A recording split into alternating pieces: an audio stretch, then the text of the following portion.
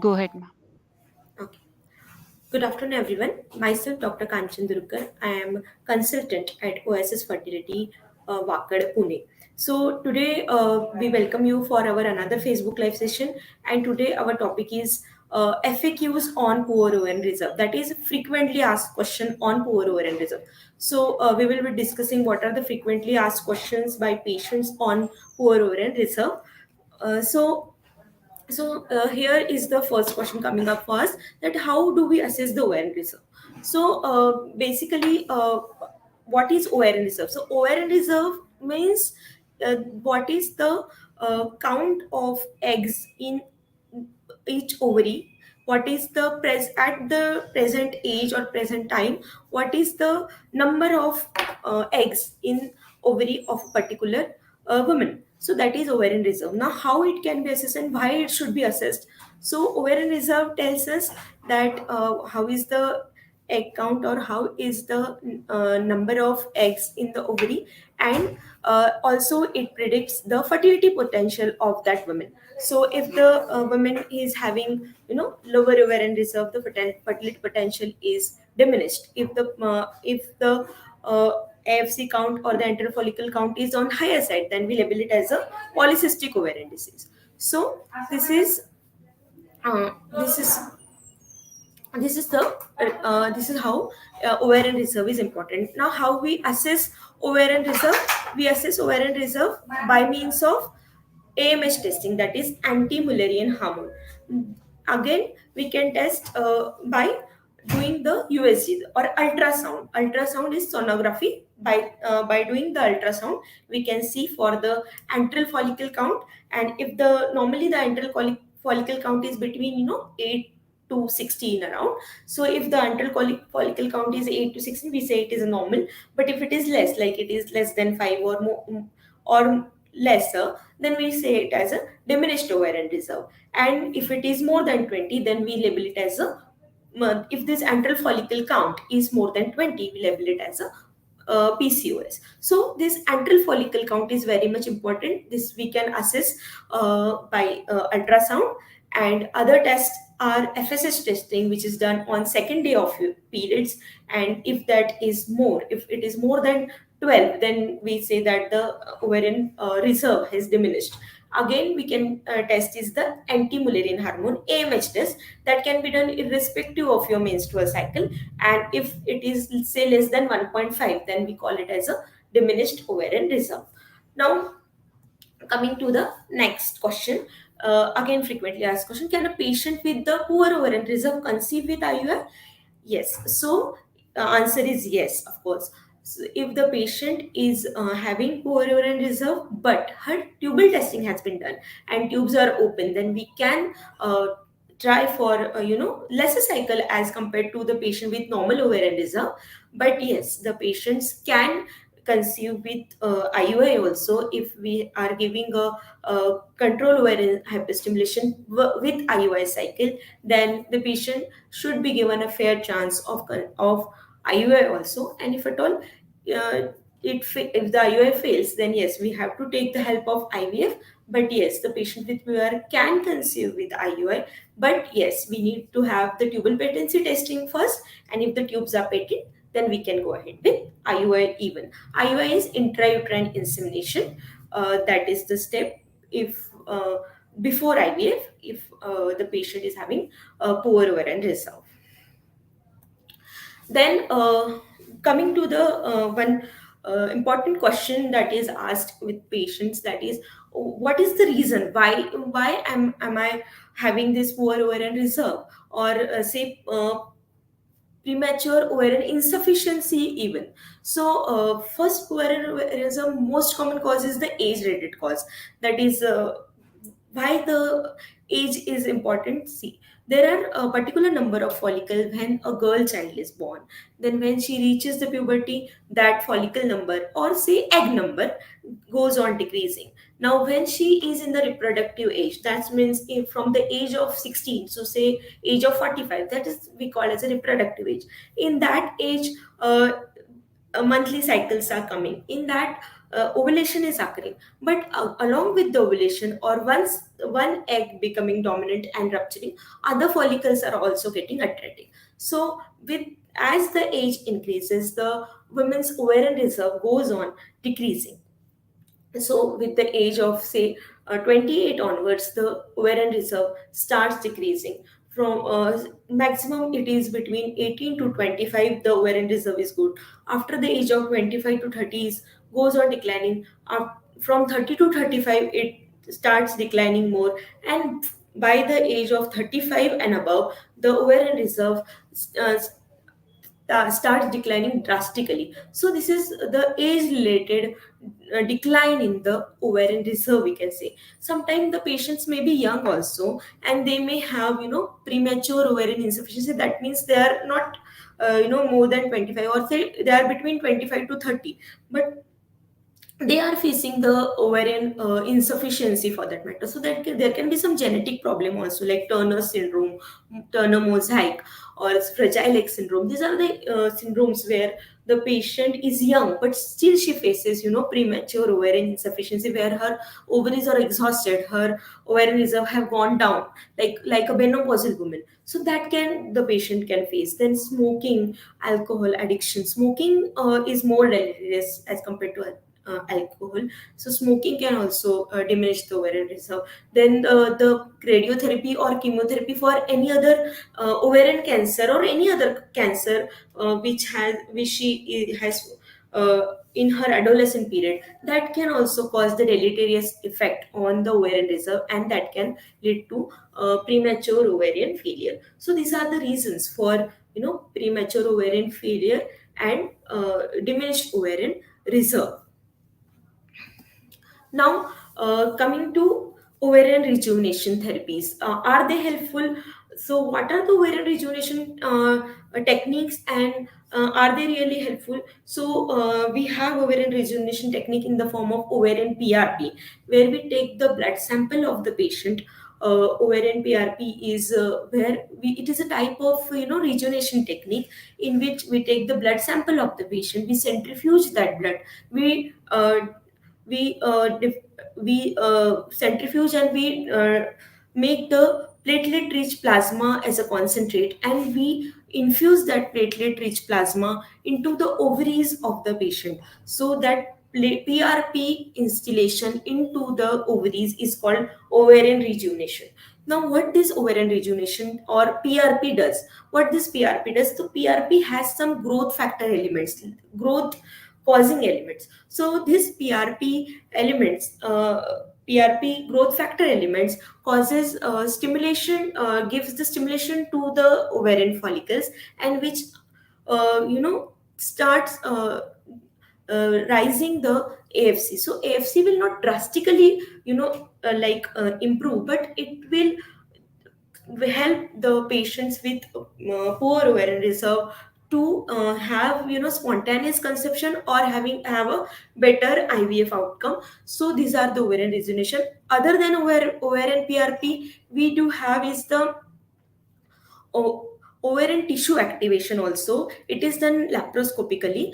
So in ovarian tissue activation, what is done is the some part of the ovarian medulla is taken out laparoscopically. Then the ovarian tissue fragmentation is done, and this ovarian tissue fragmentation is again instilled into ovary, and then the ovary is closed. This is called ovarian tissue activation. Now, what this ovarian tissue fragmentation causes? So this ovarian tissue fragmentation will again stimulate the follicles, and then this will also give the AMH improvement, or somewhat improvement in the interfollicle count. So this ovarian rejuvenation in the form of ovarian PRP or ovarian tissue activation or ovarian fragmentation are the experimental methods which can be useful for the patients who want to conceive with their own eggs or own oocytes, who wants that their own, it should be their own biological child, but they are facing poor ovarian or diminished ovarian reserve.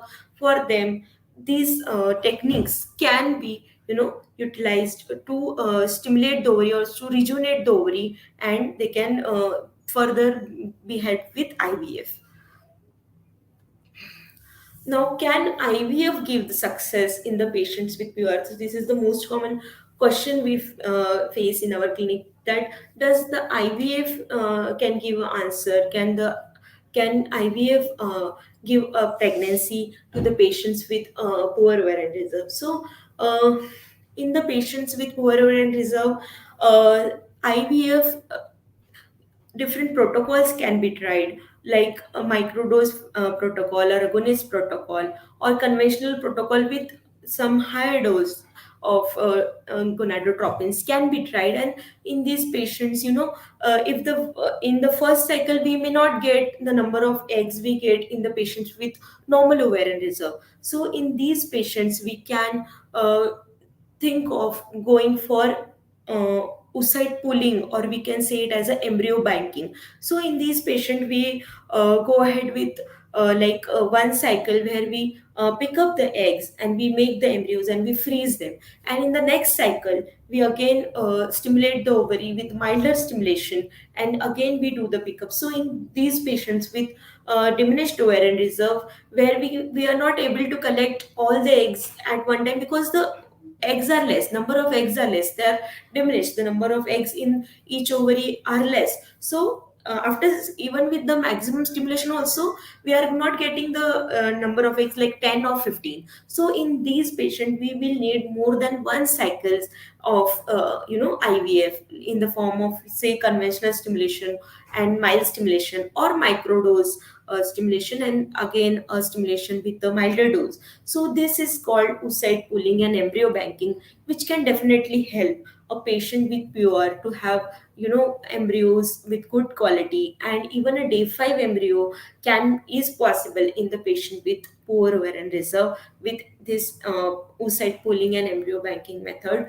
And the fertility potential of the day 5 embryo is definitely is better as compared to the day 3 embryo. So this can be planned according to the patient's need, and every patient needs to be stratified, and every patient's uh, a need and their expectations need to be seen, and then we can have a best plan for them. So how to stimulate them, how to do the pickup, and how to have a best outcome for them. Some adjuvants can also be added for the patients with uh, uh, diminished reserve in the form of androgens like DHEA and testosterone gel in the form of androtas gel.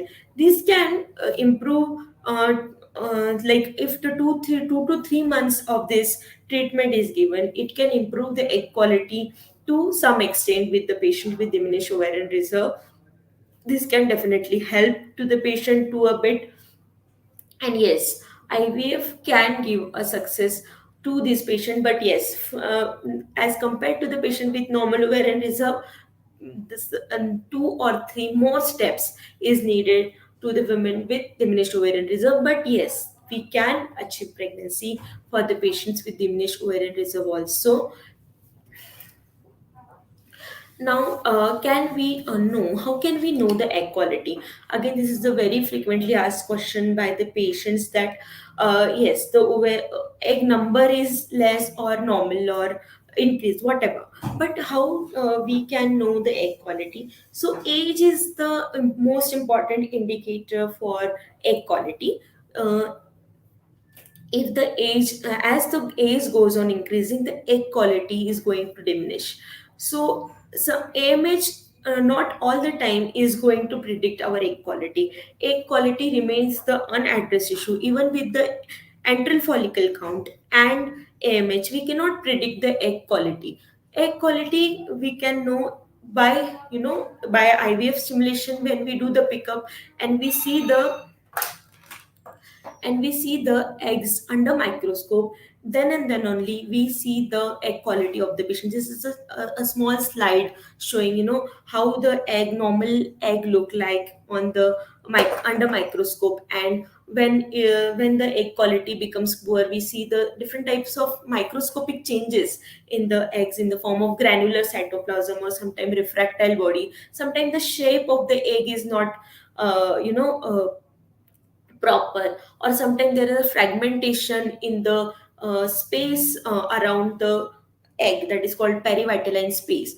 Or there can be the polar body which we see, that can be a fragmented or large polar body. So these all things, if we note during the, after the pickup, when we see the oocytes under microscope, then and then only we can know about the egg quality. But yes, age is the reliable predictor, we can say, about the egg quality. And other things like AMH or AFCs cannot predict the egg quality.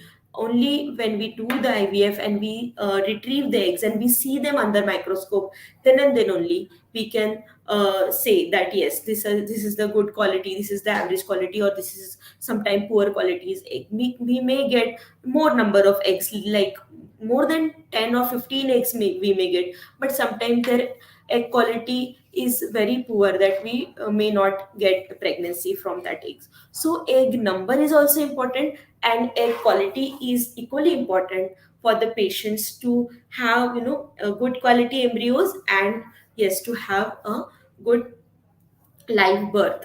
So this is about the egg quality.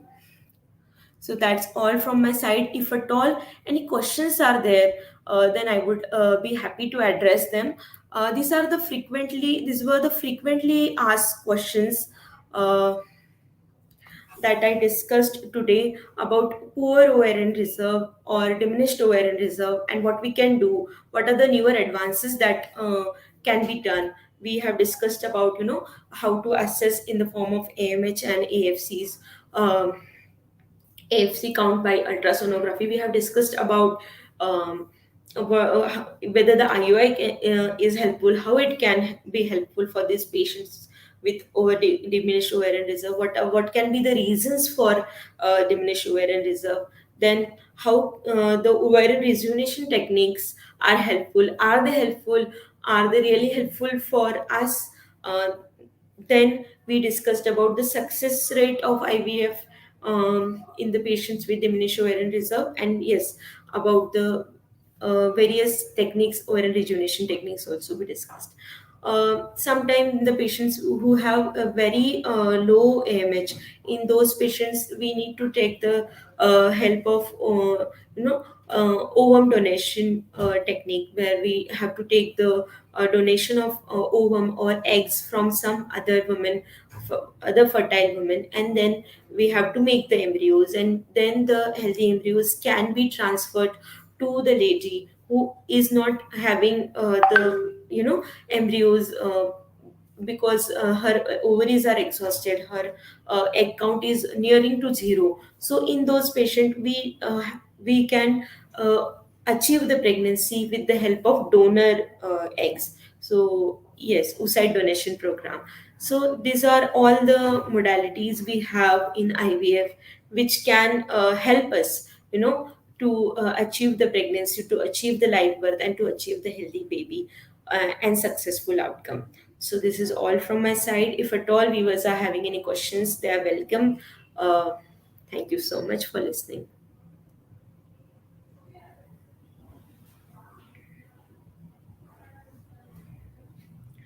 So one question is coming up, that is, what if my ovarian reserve is low?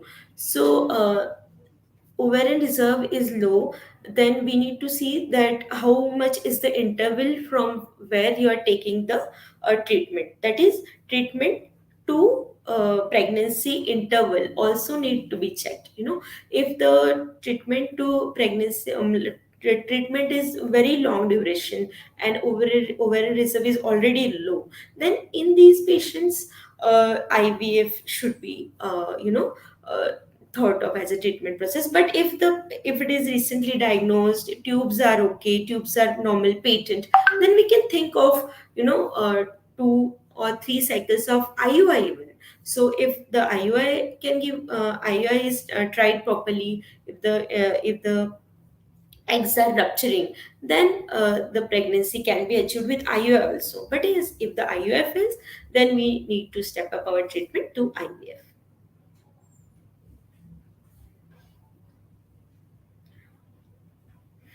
So again, one question is coming up, that is, how is the low ovarian reserve diagnosed? So, as I already said, that low ovarian reserve can be diagnosed by doing AMH testing. AMH testing you can do as a prophylactic, treatment also. Like even if you're not married also, or you're married and you're planning for the pregnancy after 2 3 years also, then as a one a test like we do, like HB test or thyroid test we do. Along with that, all the patients, I would appeal with this Facebook live session that you should do the AMH testing. It's a very simple test that any day of your menstrual cycle you can do. And if the ovarian reserve is good, it is well enough, that is it is more than 1.5, then you can like it is, if it is between 2 to 4, then we can say that yes, it is a normal ovarian reserve. We can wait, you can wait, you can plan a pregnancy. But yes, if it is say less than 1.5, then yes, we need to hurry, we need to visit our fertility consultant and take the proper advice that what should we do, and what are the methods which we can uh,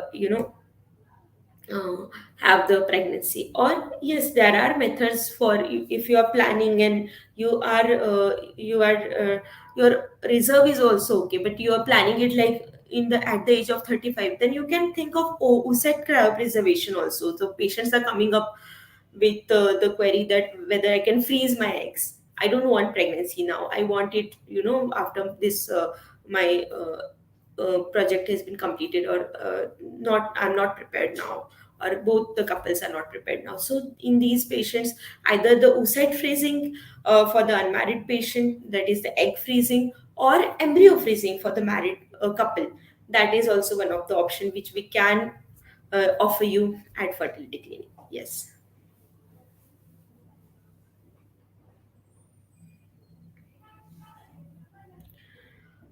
So one question is coming up, that can stress cause lower end reserve? So stress as such, we can say that as such it is not directly causing, but the changes, the hormonal changes that it is causing, the release of the serotonin and other things like lack of sleep, and the other stress related hormones that are secreted, that can be deleterious. As such it is or long term stress, I will say that it will hamper your fertility. But as such, one day stress, 2 day stress, and my ovaries are shutting down, that is not going to happen, that is not scientific. But yes, the long duration of stress, less sleep, unhealthy habits of eating, that can yes, definitely cause deleterious effect on our ovarian reserve, or say fertility potential for that matter.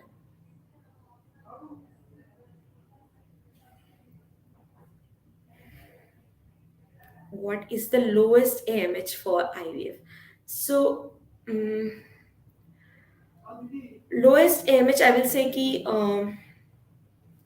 depends upon the clinical scenario of the patient. Like if the patient is having the low AMH less than 1, in these patients, as I already discussed in our Facebook live, that then IVF can be done, but we need to see along with AMH, not only AMH. See, not only AMH is one of the parameter. Along with AMH, we need to see for the antral follicle count also. That is AFC testing also. So AFC and antral follicle count both need to be checked. So if the AFCs are going down along with the AMH, then yes, we need to worry. And if it is less than 1.5, then it is, we say it's moderate. And if it is less than 1, then it is, we say low or very low AMH. So in these patients with low AMH, IVF can be done. Yes, but yes, as I already discussed, that we need oocyte pooling, we need embryo banking. Like in the first cycle only, we cannot retrieve all the eggs, like 10 or 15 eggs we're not going to retrieve. So for these patients, we need to do one or more than one cycles, so that we can retrieve the eggs and we can make the embryos and freeze them, and we can transfer them in the next cycle.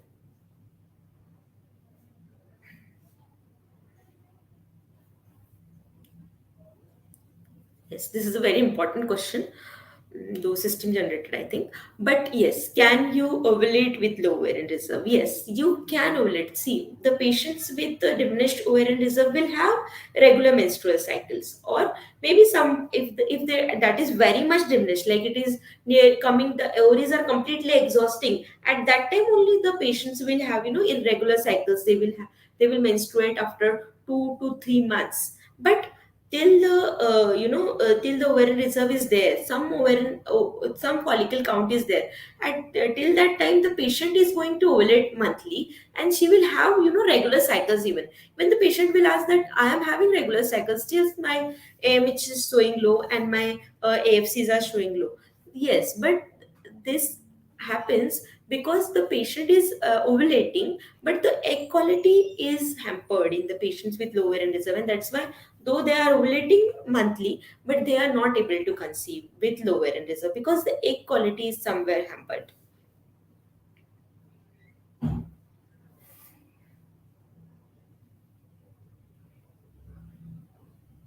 I think that is all from the question answer side. Any other questions from patients or anybody?